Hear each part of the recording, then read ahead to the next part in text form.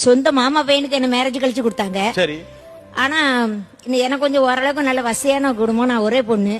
அவங்க அபகரிக்கணும்னே கொள்ள கூட்டம் நுழைஞ்ச மாதிரி நுழைஞ்சிட்டாங்க. சரி. கோர்ட்ல கேஸ் போட்டிருந்தேன். போட்டிருக்கும் போது அவங்க தரப்புல கேள்வி கேட்கும் போது என் அத்தையும் என் குழந்தைன்னு சொன்னாங்க. எனக்கு யாருன்னே தெரியாது, என் மகன் கட்டிட்டு வந்துட்டான்னு சொன்னாங்க. அன்னைக்கு என் தாலியை கலத்திட்டேன் நான்.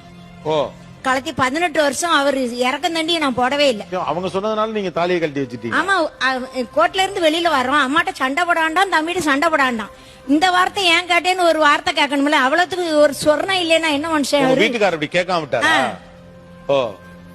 அப்படியும் கேட்கலன்னா அதுல அர்த்தமே இல்லையே. அதுக்கப்புறம் அவர் சொல்லலையா தாலியை போட்டுக்க? எப்படி சொல்லுவாரு?